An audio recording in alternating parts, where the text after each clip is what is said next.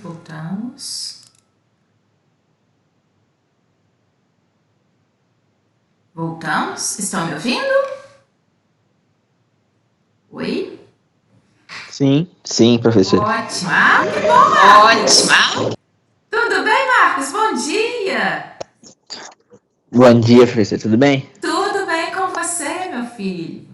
Sumiu Graças a Deus. sua voz. Cadê meu povo? Deixa eu dar aqui meu bom dia. Alexandra, Aline, Bia, Daiane, Débora, Fabiane, Glenda, Ellen, João, Leandro, Lívia, Marcelo, Marcos, Maria, Melina, Miriam, Nicole, Rayane, Sabrina e Vitória. Então, estamos agora. Deixa eu perguntar, Fabiane tá aí? Fabiane, você já voltou do café? Tá. Então, eu vou fazer o seguinte, gente. Porque eu fiquei devendo a Fabiane, né, a observação, a distinção de púricas e pirimídicas, e eu acho que agora eu vou conseguir mostrar para vocês, tá? Vou começar com ele para não ficar devendo, e depois a gente segue adiante, tá bom? Deixa eu ver aqui. Deixa eu ver se agora eu consigo compartilhar aqui com vocês essa imagem aqui. Deixa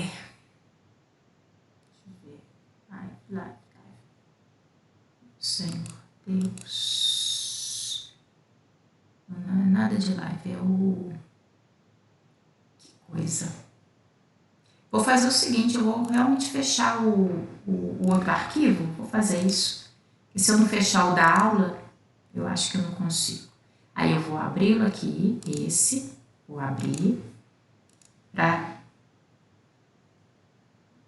só um minuto, senhores, eu deixei no ponto, mas ele não quer, e eu quero começar por ele, assim eu não fico devendo, a gente não esquece, e é bom que quer queira ou não, a dúvida de um possa ser dúvida do outro, e isso é mais da base, né? Para não interferir e às vezes até ajuda a entender adiante, tá bom?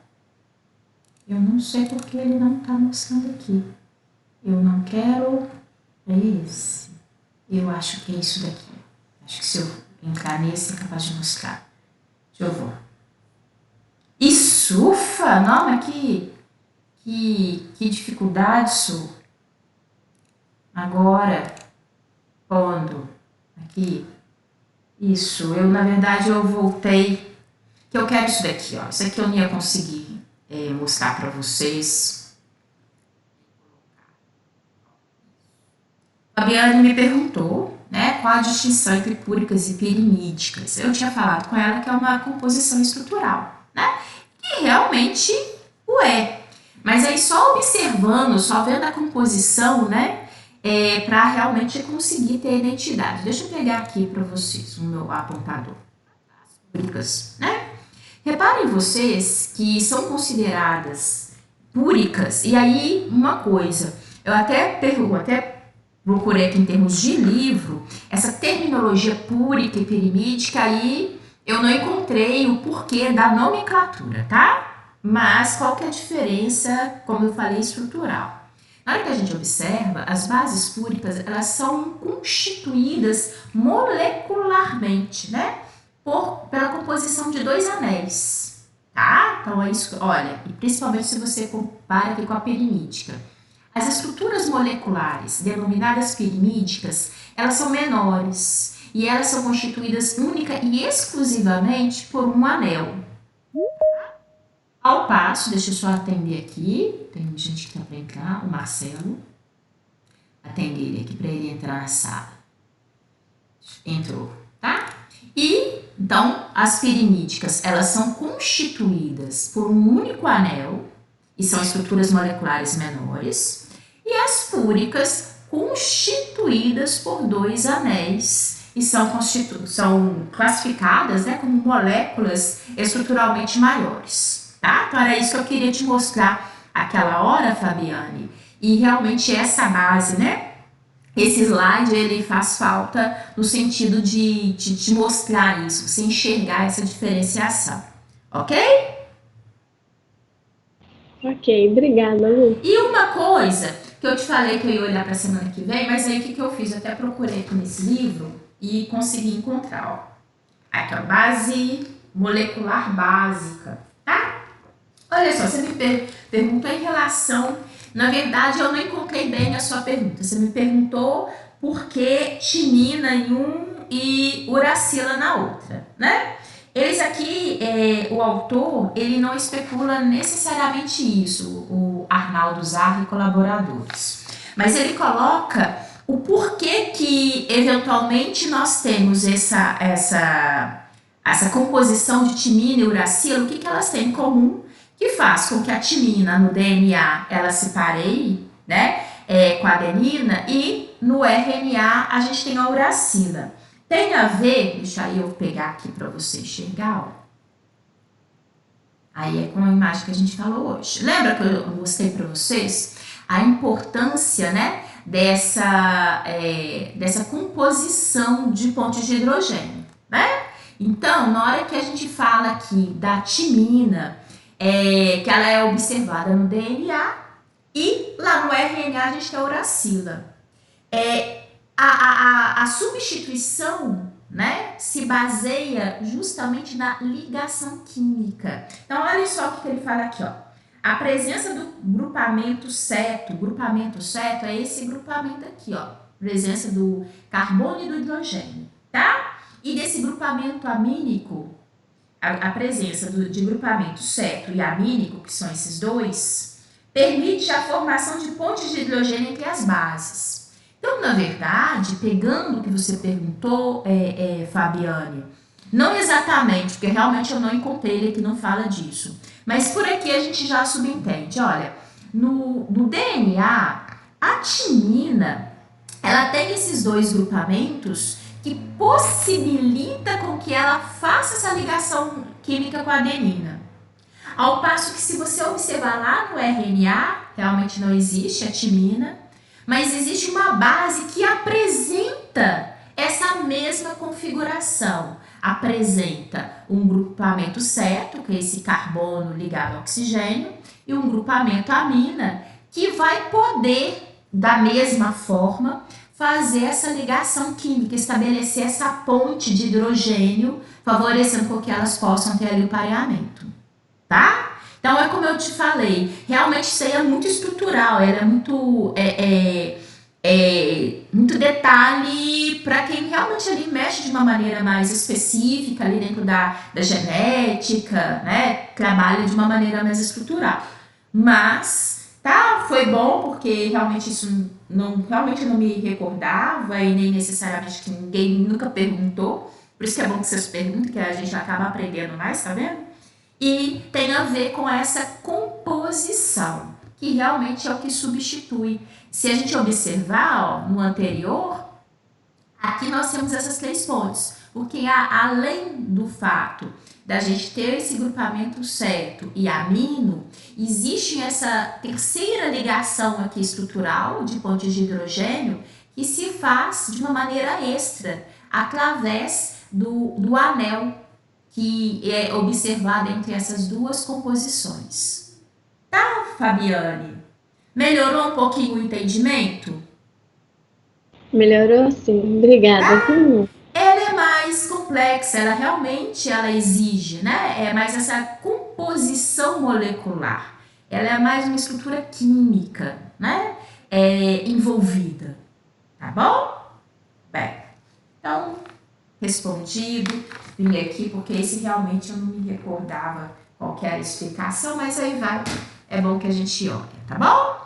Bem, e aí eu fiz questão de colocar isso aqui no início, pra gente poder dar prosseguimento, tá bom? Não deixar esse restinho ali daquele entendimento básico, né, sobre composição dos ácidos nucleicos. Gente, eu vou fechar aqui porque esse é um arquivo diferente, só pra gente voltar com a composição aqui da live, tá bom? Tô fechando aqui, vai sumir para vocês.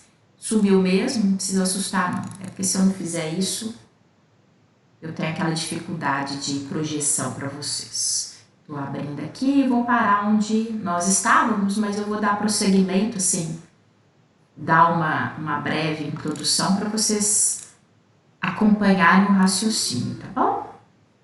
Aqui, deixa eu ver aqui. Isso, agora foi show, agora acertei de prima. Aqui, isso mesmo, tá? Então vamos. O que a gente está falando? Fases da mitose. Falei com vocês, tem prófase, metáfase, anáfase e telófase. Vou voltar aqui o slide só para vocês recordarem. Quando a gente quebra assim é ruim, né? Prófase foi a primeira fase, né? Onde eu falei com vocês como característica. Tem um núcleo volumoso, tem o material envoltório nuclear que se fragmenta, começa a ter a construção e o movimento das estruturas de centríolos, né? Que é observado aqui. Bem, a célula se preparando, tem movimentos internos, né? Importantes porque ela está começando a se preparar para entrar literalmente para ela se dividir. A partir do momento que, como eu falei com vocês, isso é tudo muito dinâmico, já que está havendo esse movimento de material, já que o material que está aqui, né, reparem, os cromossomos estavam dentro do núcleo, guardadinhos, e já que esse fragmento, esse envoltório nuclear se fragmentou, esse material cromossomal agora também vai se movimentar. E na hora que ele se movimenta e consegue se alinhar, né, no polo equatorial, ou seja, no meio, eu até falo com meus alunos, olhem, metáfase, lembra de estar na metade, está no meio da célula, né? Os cromossomos são alinhados no polo equatorial, no meio da célula. E uma coisa importante, porque isso vai nos ajudar a ver a diferenciação lá na meiose, reparem, a metáfase da mitose, eu tenho um cromossomo atrás do outro cromossomo, olha, é uma filha indiana, é um atrás do outro, tá bom? Parece que isso não é importante, mas depois vai te ajudar a entender a meiose, tá? Então, bem, reparem vocês que a gente consegue perceber, né, que os centrômeros, eles realmente estão agora alinhados, né? Reparem que existe também aquelas linhas do fuso, olhem, isso daqui é muito importante. Porque é como se, sabe quando aquela brincadeira de cabo de guerra? Então vai ser tipo isso, olha. Existem esses centrômeros que tem essas linhas do fuso, olha, e elas se ligam a aquela estrutura, centrômeros não, os centríolos, né? São essas estruturas aqui, vão se ligar a essa região central, que aí sim são os centrômeros. Então, eles estão alinhados. Olha, esse daqui também se liga ao outro centrômero, este ao próximo. Ou seja, o que eu quero que vocês percebam? Existe uma ligação entre cada cromossomo que está alinhado no polo equatorial, nesse centro, através das linhas do fuso, tá? Na próxima, o que acontece? Que anáfase, ana significa para cima. Eu sempre falo com o meu aluno o seguinte, mais do que seja para cima ou para baixo, o importante é você lembrar que há um movimento para os polos opostos, tá bom? O que vai acontecer? Essa estrutura, por isso que eu chamei a atenção, olhem, lembra que eu mostrei que essas linhas do fuso, elas se ligam ao centrômero? Então agora, olha, elas estavam ligadas. Agora é como se fosse um cabo de guerra. Realmente essas linhas do fuso, elas vão puxando as estruturas cromossomais. E lembram que a estrutura do cromossomo são duas cromátides, sendo no meio o centrômero? Aquele centrômero ele se quebra. Então, o que a gente observa? Um movimento em que vai uma cromátide para um lado, a outra cromátide para o outro. E assim, sucessivamente. Na verdade, se vocês observarem, o que a gente está tendo? O material genético está sendo metade para um lado, metade para o outro. Metade para um lado, metade para o outro. Aquilo que tinha sido duplicado lá na interfase, agora está o quê? Indo metade para cada lado. Porque no final, que é a próxima fase, que é a fase telófase, telos significa fim. Eu vou ter a construção de duas células diferentes, de duas células distintas e iguais entre si. tá? Geneticamente iguais, tá bom? Então, o que é característica da anáfase? O centrômero de cada cromossomo que tinha sido duplicado, ele vai se dividir, né? Separando as cromátides, então cada uma vai para um lado. Passam a ser chamados cromossomos filhos e são puxados para os polos opostos da célula. Reparem que é o que eu falei, né? Porque existe uma linguagem aqui que eu acho que é o que é mais gostoso para vocês entenderem. E aqui é essa linguagem formal, bonitinha aqui para vocês guardarem de observação.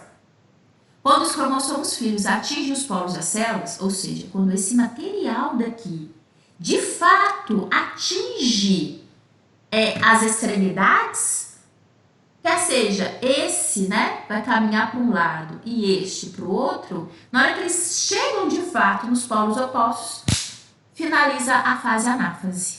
Aí a gente tem o fim dessa terceira fase e o início da quarta e última, que é a telófase, tá? Cada polo recebe o mesmo material cromossômico, uma vez que cada cromossomo filho possui a mesma informação genética. Aquilo que a gente tinha falado. Se ela se programou, se ela se organizou, ela tinha se duplicado. Agora metade foi para cada canto, né? Como essa duplicação tinha sido idêntica, eu tenho a construção agora de duas células geneticamente idênticas, tá? Quarta fase e última, que é a telófase, que é a fase final, como eu falei com vocês, telos significa fim, né? Os cromossomos agora atingiram os polos opostos, ou seja, como eu falei com vocês, uns chegaram para um lado, outros chegaram para o lado contrário, né? Agora haverá o desaparecimento daquelas linhas do fuso. Olha, eu vou voltar aqui só para vocês verem. Essas linhas do fuso, elas tinham sido utilizadas para romper o centrômero e puxar as cromátides. Só que agora eles chegaram. Então elas não têm mais razão de ser, de existir essas linhas do fuso. Então elas vão desaparecer. Haverá uma reorganização da membrana nuclear. Lógico.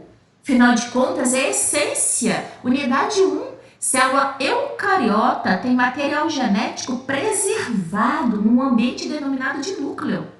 Então, o que a gente teve na primeira fase da mitose, que foi a desconstrução do envoltório nuclear? Poxa, isso precisa de voltar imediatamente. Aquilo aconteceu no momento de divisão celular. Agora que eu tenho a construção da célula, duas novas células, é fundamental que o envoltório nuclear se refaça, que é o que vocês estão vendo aqui, né? Afinal de contas, é isso que dá identidade da célula eucariota, né? Então, aquele material genético que está aqui agora vai ser organizado dentro de um ambiente denominado de núcleo, com a presença do envoltório nuclear. O que eu quero que vocês percebam é que essa fase final é a reconstrução de tudo aquilo que é muito importante para uma célula eucariota, né? Vão ter o reaparecimento das estruturas dos nucleolos, que agora essa célula vai entrar em interfase, né? As células filhas, elas vão se separar. Lembra que eu falei com vocês que a gente é utilizado isso, né? Uma terminologia da citologia, falar que é uma célula mãe dando origem a duas células filhas? Então, aqui, ó, essas são consideradas células filhas. Elas vão se separar. E, inclusive, para isso, ó, haverá movimento de estruturas vesiculares, né? Com formação, com presença de estrutura membranosa no centro dessa célula. Por quê? Haverá uma constrição aqui. E, com isso, a separação, a individualização de duas células. Então, o que eu tenho na mitose? Uma célula mãe, dando origem a duas células filhas, geneticamente idênticas. Ok? Alguém tem alguma pergunta? Querem fazer algum comentário? Professora, eu tenho uma pergunta. Pode falar. Só fala um pouquinho mais alto, por favor. Deixa eu te perguntar. Alguns autores utilizam a nomenclatura de prometáfase também. Você pode me explicar o motivo? Porque eles até, se não me engano, eles colocaram aqui. Isso é para poder direcionar, eles darem subdivisões. Prometáfase é aquela fase em que nós temos entre a fase prófase, né? Então, só para identificar e todo mundo entender aqui, ó. organizando a pergunta. A gente tem prófase, metáfase, anáfase e telófase. Então, realmente existem alguns livros que, eventualmente, entre a primeira e a segunda fase, entre a prófase e a metáfase, fala de prometáfase, tá? Seria aquele momento em que começou a haver aquela desconstrução do envoltório nuclear, movimento dos cromossomos para o polo equatorial, mas ainda não alcançou o polo equatorial. Na verdade, se você observar em termos de literatura, existem às vezes alguns autores que colocam algumas fases intermediárias aqui, tá? Fugindo desse esquema dessas 4 fases. Colocam isso porque às vezes eles falam que acham interessante, que é aquele momento em que está havendo uma transformação e eles acham que é interessante identificar aquela fase, mas sinceramente não precisa, porque se a gente for observar numa literatura em que às vezes um acha que é importante colocar uma fase intermediária aqui, outra ali, a gente ia ficar cheio de pormenores. Sendo que, de uma maneira geral, dentro da literatura geral, estabelecem essas 4 fases. Então, eles colocam, aí eles vêm justificando justamente isso. Acho importante fazer uma menção nesse momento em que há uma transição, em que, na verdade, eu não tenho nem a característica da prófase, que é a característica inicial, já está havendo um movimento dos cromossomos, mas eles ainda não estão alinhados. Mas, sinceramente, acho que para a gente não tem a necessidade, até mesmo para observando-se o que está em termos de exercícios e concurso, do qual eles adotam as 4 fases clássicas da mitose, tá? Então, não precisa. Se a gente realmente for cair na individualidade da literatura, em que às vezes um acha, vamos dar um nome nesse... Porque sempre haverá. Porque é aquilo que eu comentei com vocês, é dinâmico. Embora a gente fale, fase 1, prófase, fase 2, metáfase. Como é tudo dinâmico, aqui não é assim. Tá assim, certinho, já vai passar para a próxima fase com os cromossomos todos alinhados no centro. Não é assim. Eu sempre vou ter uma interseção ali entre todas essas fases. Então, colocar-se subfases aqui, sinceramente, não se justifica. Tá? Quem me perguntou foi quem? Foi a Bia?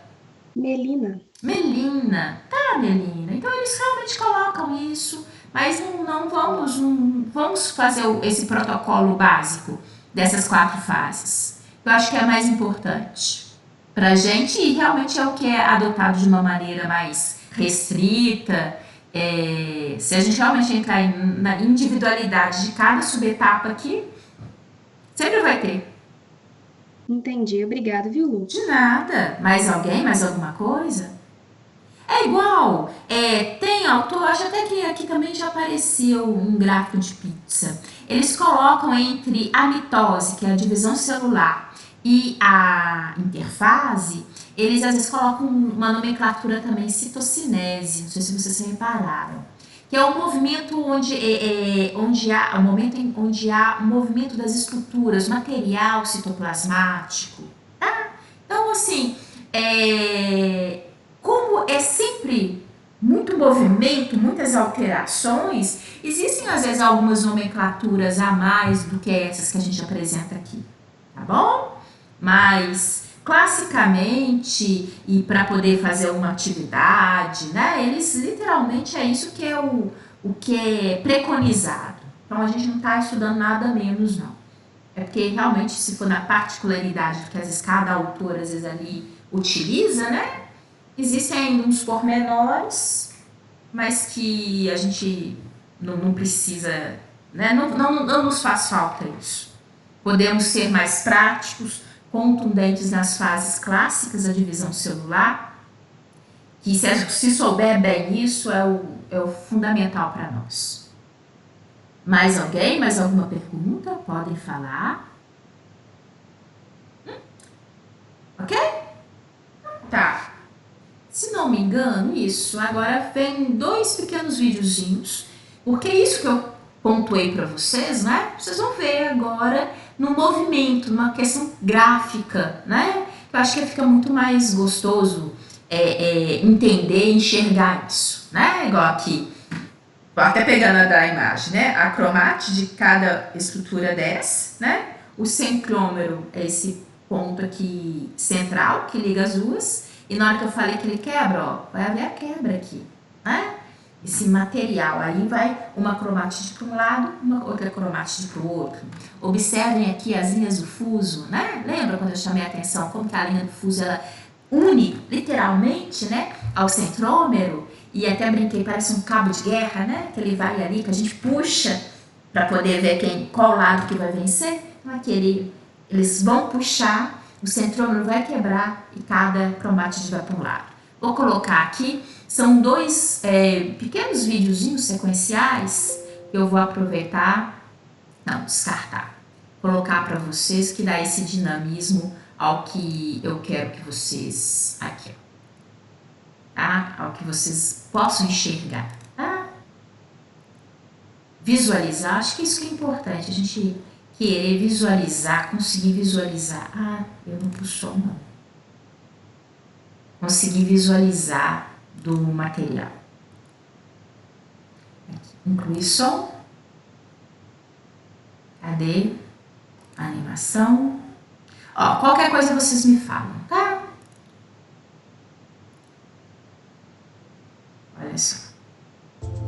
Durante a prófase, os cromossomos sofrem a replicação e, em seguida, tornam-se mais curtos e grossos durante a condensação. Eles ainda estão dentro do envoltório nuclear. No final da prófase, o envoltório nuclear se rompe. Isso marca o início da metáfase. Agora vemos os 2 centríolos, que se deslocam em direção aos polos. Os cromossomos se dirigem para o centro da célula, onde se localiza a placa equatorial, conhecida como a placa metafásica, que cresce na direção dos cromossomos e, finalmente, se apega, liga aos centrômeros de ambos os lados. Em ambos os lados da placa metafásica, podemos ver as 2 regiões piramidais limpas, formado por fibras do fuso. Agora, se dermos um olhar mais atento nos centrômeros, veremos que ele se divide para formar 2 cinetócoros. E cada um deles é visto anexado a um cromatídeo. A anáfase começa com a separação inicial dos cinetócoros. E então, as cromatídees irmãs se separam. Essas cromatídees separadas são chamadas de cromossomos filhos. Após o início da anáfase, esses cromossomos filhos começam, então, a se separar uns dos outros, afastando-se cada uma para as 2 regiões polo do fuso. Agora, o envoltório nuclear é formado em torno de ambos os conjuntos de cromossomos. Começa agora o processo de citocinese. Nesta região do centro do fuso, as vesículas começam a se acumular. Isto leva à formação de constrição, que gradualmente se aprofunda e, finalmente, se divide para formar 2 células filhas. Bem, aqui tem um outro rapidinho. Aqui é menor ainda. Deixa eu ver aqui, só uma coisinha. Aqui. Isso.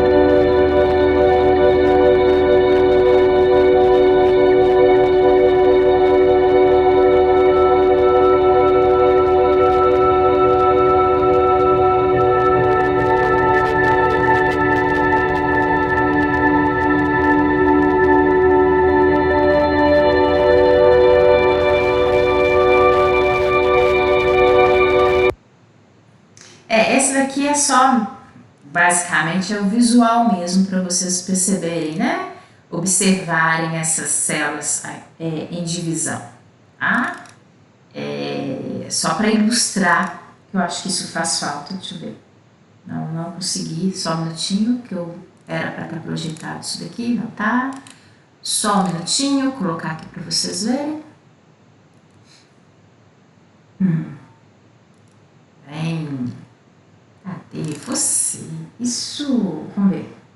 Muito bem, é isso, tá? Para mostrar a vocês. Eram esses 2 videozinhos, mas eu acho que faz falta, né? Dá pra gente esse movimento, como eu falei com vocês, isso tudo muito dinâmico, né? A gente observa muitas das vezes as situações estáticas e parece até fruto da própria pergunta, né? Existem momentos intermediários, né? Que se a gente observar, às vezes a gente consegue verificar esses momentos intermediários. Mas, basicamente, a gente preconiza, né? Aquela formação, essas 4 fases clássicas da divisão celular. Bom? Bem, para a meiose, hoje eu falei com vocês aqui que na hora que a gente fala de divisão celular, eu sempre falo com os meus alunos, olha, entende bem a mitose, né? Porque a meiose, ela parece ser mais trabalhosa, porque vocês vão ver que na meiose tem meiose 1 e meiose 2, tá? Mas tanto na meiose 1 como na meiose 2, nós vamos ver as mesmas 4 fases, que são prófase, metáfase, anáfase e telófase, tá? Só que aí tem isso tudo na meiose 1, isso tudo na meiose 2. Ou seja, vai indo, se torna muito repetitivo. Bom? Tem diferenças? Tem alguns detalhes, lógico, que senão, né? Se são alguns detalhes importantes. Mas o conjunto, a necessidade, a leitura que se faz necessário, se você entendeu bem a mitose, a meiose, ela é muito mais fácil, tá? Eu começo aqui com essa imagem, eu acho uma imagem linda, mostrando o momento de fertilização, né? Porque nós temos aqui o ovócito sendo agora fecundado por esse espermatozoide. Por que eu coloco essa imagem?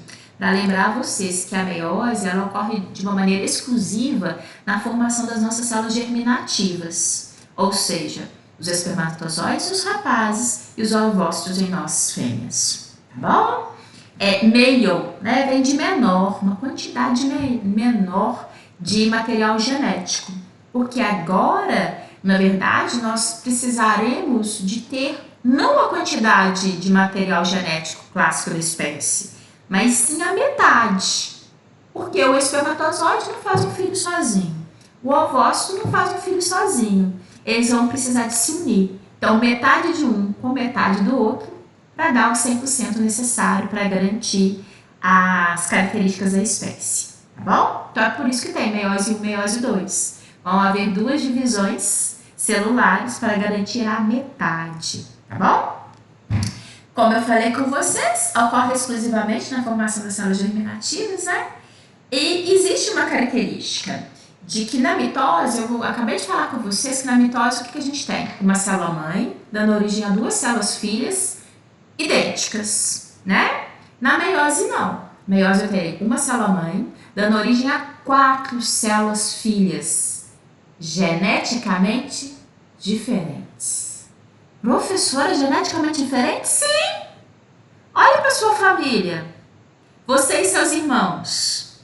Vocês, mesmo sendo filhos biológicos dos mesmos pais, vocês têm semelhanças, mas vocês têm muitas diferenças. Por quê? Embora a matriz, né, ali, os ovócitos da sua mãe, os espermatozoides do seu pai, são frutos, né, do mesmo indivíduo, as células germinativas vão guardar características celulares distintas. Então, isso faz a diversidade, tá? Então, isso aí também é outra característica importante, pontual, tá?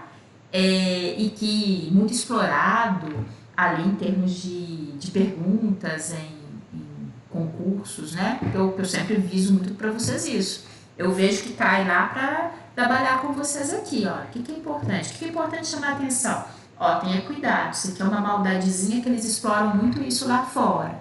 Então, pra gente guardar e perceber isso, tá? Então, essa variação aqui, ó, que é isso que a gente tem, ó. No final, 4 células com metade do número de cromossomos, com material genético reduzido à metade e geneticamente distintos, né? Que mantém essa variabilidade gênica necessária, né? Para que possamos ter a construção, a formação de indivíduos que sejam únicos, tá? Aqui, algumas terminologias que são usuais, só para pontuar para a gente, né? Célula filha, quando ela apresenta o mesmo número de cromossomos da célula mãe, a gente fala que ela é diploide, né? Representação como 2N. Aqui nós teremos a formação de células haploides, que são células que vêm ter a metade do material genético, tá? Então, ela é considerada célula N. Aquilo que eu falei com vocês, meiose, vem de meio, significa menor quantidade, né? Justamente porque eles vão ter a metade da quantidade de material genético da espécie. Então, na verdade, esse slide entra aqui apenas para pontuar uma nomenclatura e vários aspectos, inclusive, já tinha destacado para vocês nessa introdução, tá? Aqui pra gente, alguém chamou a impressão minha? Não, chamou não. Aqui não é nosso objetivo, não é isso, entrar no processo de espermatogênese ou ovogênese, né? Enfim, não é o caso, mas só para contextualizar para vocês, né? Quando ali o jovem, quer seja o rapaz ou a menina, entrarem ali na puberdade, começarem a ter a produção, né, das células germinativas, na verdade a gente tem a formação final aqui, que são essas células que nós estamos verificando, né? Essa formação dessas células haploides, que são os espermatozoides e os ovócitos, tá?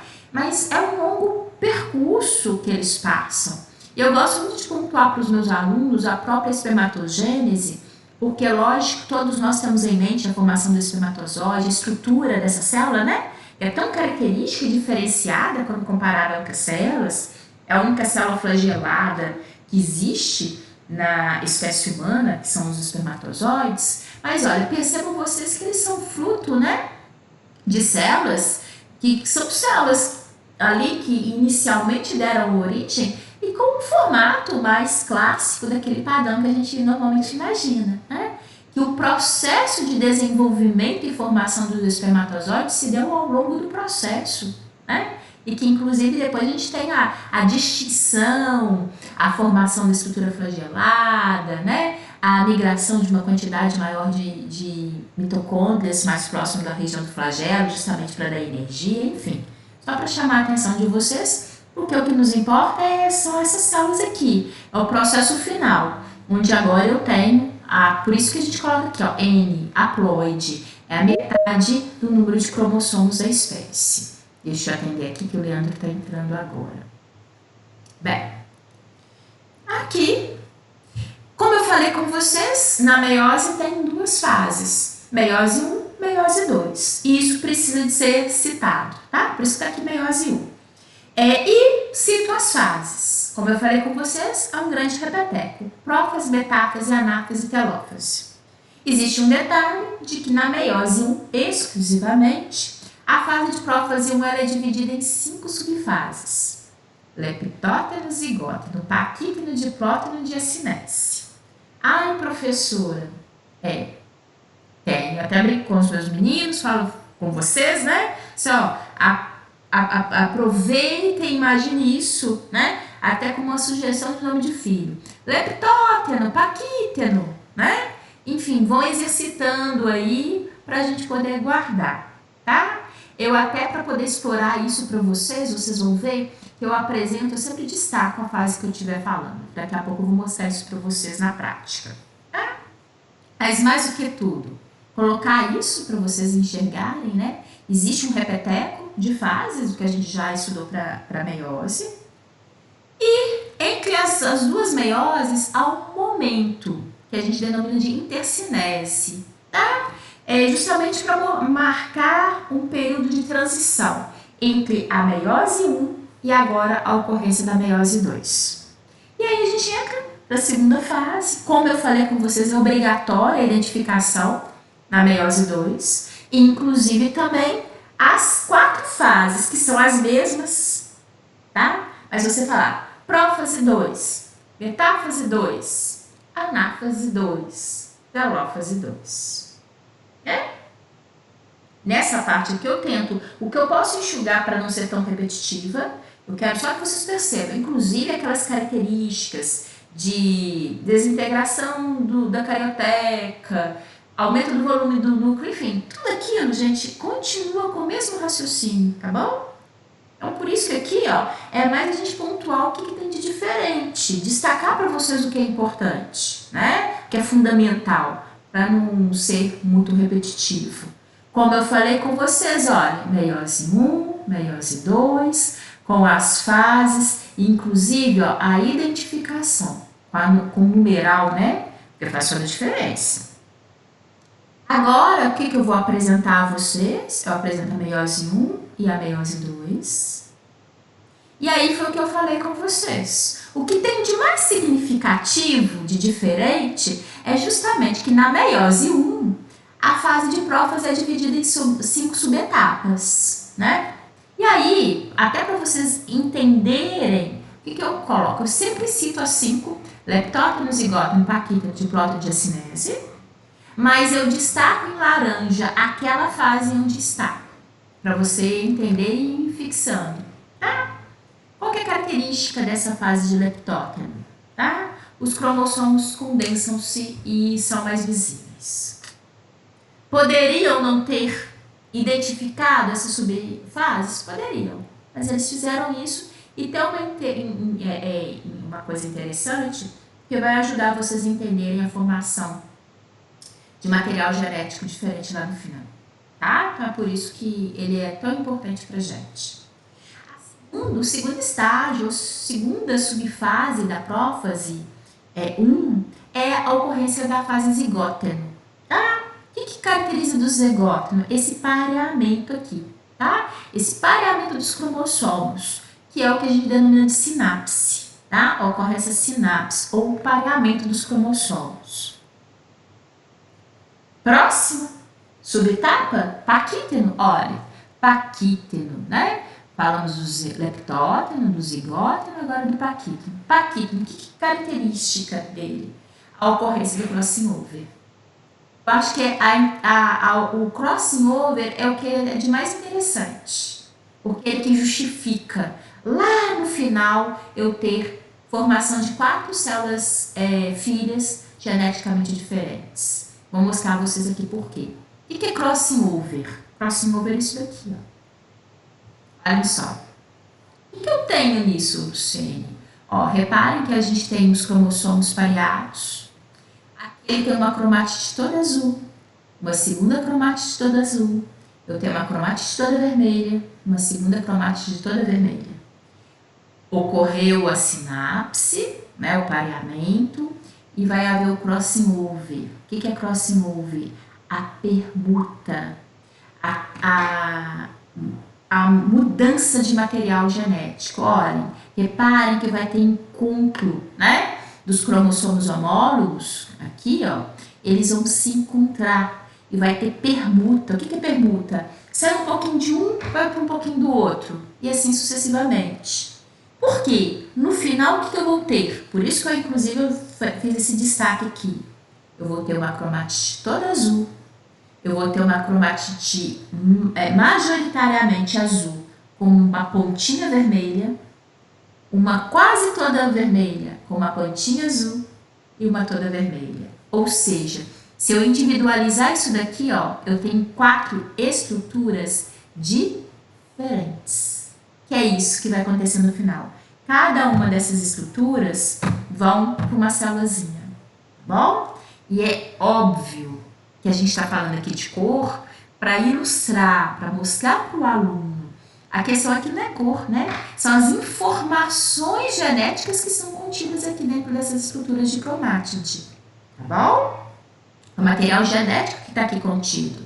Então, Então, esse momento de crossing over, ele é importante porque ele me ajuda a entender o final, tá? Embora ainda não estejamos no final. A quarta fase, que é a fase de diplóqueno, ela se caracteriza por ser a fase em que seja mais perceptivo isso. Se a gente tiver na microscopia, é a fase em que esse encontro, né, esse contato entre as estruturas seja mais pontual, seja mais visível.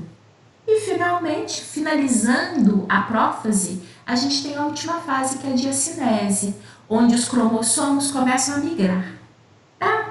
Então, assim, percebam que nós temos essas 5 subfases, né, dentro da prófase 1, com um destaque, né, que de fato o mais fundamental aqui pra gente desse entendimento todo é justamente o crossing over, tá? Ele tem um impacto maior pra gente perceber. E repare que quando a gente coloca muito subfase, se torna logicamente muito mais cansativo, muito mais cheio de detalhe, né? Mas aqui não tem, essas subfases, elas são padrão e elas são importantes pra gente entender, ó? Aqui, gente, eu vou fazer o seguinte, eu não gosto de nada que tenha um sentimento que seja corrido. Eu vou só finalizar aqui e aí semana que vem a gente só dá um replay rapidinho da meiose e bem objetivo para consolidar, tá bom? Então aqui na meiose 1, então a fase subsequente, que é a metáfase, vai ser o quê? Migração dos cromossomos para o polo equatorial da célula. Mas tem um detalhe que eu chamo a atenção de vocês. Qual que é esse detalhe? Reparem que na metáfase da mitose, nós tínhamos um cromossomo atrás do outro. Lembra que eu falei que era filha indiana? Tá? Aqui agora não. Por que não? Aqui eu vou ter eles no polo equatorial, sim, mas eles estarão pareados. Olha só, existe um pareamento aqui, tá? Ó, isso faz toda a diferença.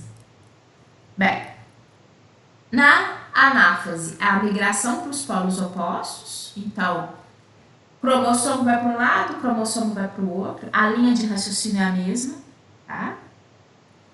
Eles, na hora que eles alcançam os pontos extremos, é a fase da anáfase, né? Eles têm na anáfase quando eles começam a migrar aqui, né? E depois o que acontece? Na hora que eles chegam, estabelece a fase final, que é a telófase. Chegou, tá? Realmente migrou. Chegou nos polos opostos, agora eu posso reconstruir a célula, porque agora ela está com material genético para um lado e para o outro. E aí tem aquela reconstrução toda de formação do envoltório nuclear, a formação daquela constrição no centro para ter a divisão e formação de 2 células. Mas na meiose, isso para aqui? Não, não para. Por quê? Eu preciso agora aqui, ó, se a gente observar, eu tenho a metade de cromossomos da espécie, mas eu ainda tenho o material genético que ainda precisa ser dividido. Então, a gente vai ter a meiose 2. Então, é por isso que vem essa segunda fase. Repeteco! Meu Deus! Repetir tudo de novo. Prófase, metáfase, anáfase, telófase. Só que tudo 2. Porque a meiose 2, prófase 2, metáfase 2, anáfase 2, telófase 2. O raciocínio, gente, é o mesmo. Prófase 2, desconstrução do envoltório nuclear, né? Vou ter ali, isso agora acontecendo com o quê? Com 2 células, né? Afinal de contas, agora vai acontecer isso com as 2 células. Aqui, não sei porque que eu pus assim. A metáfase 2, agora sim. Um atrás do outro, cromossomos alinhados no polo equatorial, um atrás do outro, tá bom? Só que agora o quê? Para as 2 células. Formação daquela placa equatorial simples, né? Por quê? Aquela fila indiana.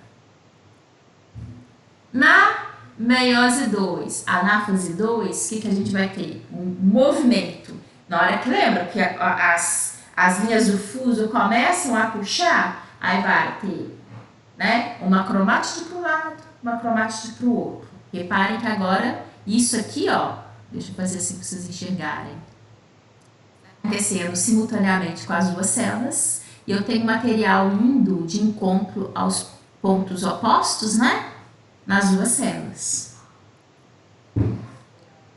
Chegaram? Estão nos polos opostos? Ótimo! Eu tenho agora como ter a reconstrução dessas células. Né? Só que agora eu formei quantas células? 4. 4 células. São geneticamente iguais? Geneticamente diferentes. Lembram daquelas cromátides onde era uma toda vermelha, muito vermelha, mas um pouquinho azul, uma toda azul e outra muito azul com um pouquinho vermelho, ou seja, o material genético ele foi distribuído. Então, na hora que você tem a finalização, cada uma dessas células aqui que está sendo formada, né, são sendo formadas 4 células, vão ter uma referência genética diferente, mesmo sendo fruto de uma mesma pessoa, tá? E aí é que a gente fala, formação. 4 células haploides. Por que haploides? Metade do número de cromossomos, metade do DNA da espécie, né? Então aqui tem tudo a metade. São geneticamente distintas. Então o que eu peço a vocês, né? Na hora de estudar da meiose, porque eu sempre até falo com o meu aluno, falar da meiose ele é difícil para o professor no sentido de que é muito repeteco. Né? Então eu peço a vocês o seguinte, olha, observe, o que tem de mais característico são as 5 subfases, né? Literalmente as 5 subfases na prófase 1, que é a única coisa que tem de diferente aqui, de fato, que são essas 5 subfases, embora a historinha faça sentido com o que a gente já tinha visto, e basicamente também de diferente, que eu chamo a atenção do aluno, é que na metáfase 1 ocorre aqui a presença, né, a formação da placa equatorial ela é dupla. Então são assim, alguns pontos que eu acho que sejam cruciais que fazem a diferença e que é explorado, por exemplo, em exercício. Tá bom? Bem, eu acho até que a gente estendeu o nosso horário, mas eu queria, né, para a gente ter uma noção desse, até mesmo para não ficar toda hora repetindo, tá? Eu acho que eu consegui passar aqui para vocês. Peço a vocês, isso não tem jeito, logicamente que esses nomes é por estudar mesmo, isso não tem como, mas a historinha, né, que eu gosto tudo de colocar para o meu aluno como se fosse uma historinha para ter o entendimento, porque aí eu acho que facilita, tá? Alguém quer alguma pergunta, quer falar alguma coisa? Não. Eu realmente estava com proposta de colocar exercícios para vocês, mas a gente estendeu mais do que eu imaginava, assim, em termos de conversa. Vou fazer o seguinte, se depois a gente tiver oportunidade, eu coloco os exercícios mais no final, tá? Vou dar continuidade em termos do conteúdo, mas aí, porque isso daí a gente no nosso último encontro, eu coloco alguns exercíciozinhos só para a gente exercitar, tá bom? Então, se ninguém tem pergunta, eu me despeço aqui com vocês, desejando a todos vocês uma feliz sexta-feira, um final de semana abençoado, e não deixem de estudar, tá bom? De fazer, de fixar, inclusive, do que a gente acabou de verificar, tá bom? Isso aí é a fixação mesmo, não tem por onde fugir. Um beijão pra vocês, fiquem com Deus. Me deem tchau, pelo menos. Tchauzinho, Lu. Obrigada. Obrigada, Fabiane. Que bom, que bom. Tchau. Tchau, gente. Tchau, Lu. Bom final de semana. Obrigada. Que bom ouvir a voz de vocês. Beijo. Se cuidem.